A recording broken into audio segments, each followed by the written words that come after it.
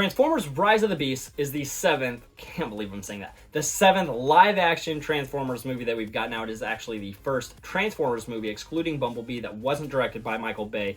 And what a breath of fresh air that was, having Stephen Cable behind the lens on this one. He didn't get so many ridiculous slow-mo scenes with lens flare after lens flare after lens flare, and then the corniest dialogue you've ever heard with in-your-face product placement, scene after scene after scene. It was just so nice having somebody else direct this movie for once, and honestly, it just felt so much more genuinely and authentically Transformers in this movie. So this is the first Transformers film that actually includes the Maximals, which was so cool to finally see brought to life on the big screen. It starts off on their home planet, having kind of a standoff with Unicron, who is after the MacGuffin of this movie, this transwarp key that can help him travel through time and space and eat other planets. And basically, it's the same plot line as every Transformers movie ever. You've got the heroes trying to protect this key, where the villains are trying to come get it and destroy the world. The same story in every Transformers movie is the story in this one. They did nothing new, nothing creative. However,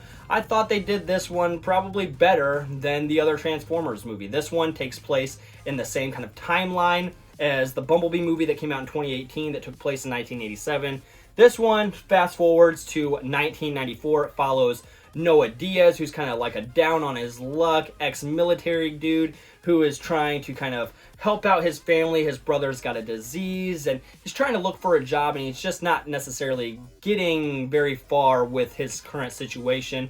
Then he runs into Mirage, and there the story kind of takes off. So that middle area though, where we're kind of getting that character development with Noah, really kind of felt like it drug on for a long time. We had that awesome opening scene on the Maximals home planet, and then once Noah meets up with Mirage and we start to pick up the pace again with the Transformers, it was really great. Both of those things were really great. However, that middle area, it's the same as every Transformers movie again. The human characters really bogged down this movie. And even though I thought his storyline was probably the best human storyline in any Transformers movie we've had, we don't go to Transformers movies to watch people. And I think we're at the day and age now where you've got famous people. You have actual actors like Pete Davidson, for instance, who voiced Mirage. You have actual actors voicing these Transformers, and they're their own characters. We can have a full-on Transformers movie. We don't need humans to bog these movies down anymore. The CGI, the special effects, all of this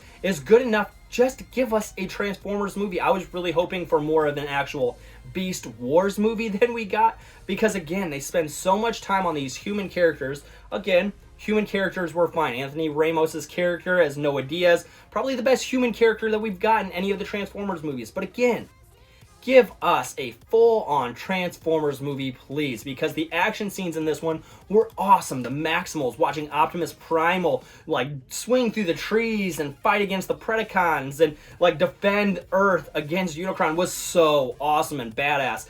And you have all of these awesome scenes, but they just kind of get brought down at different times with boring human storylines that we don't need. I would say Transformers Rise of the Beast for me is a 7.5 out of 10. It's a very enjoyable, fun time at the theater. And overall, I think this probably is my favorite Transformers movie, period.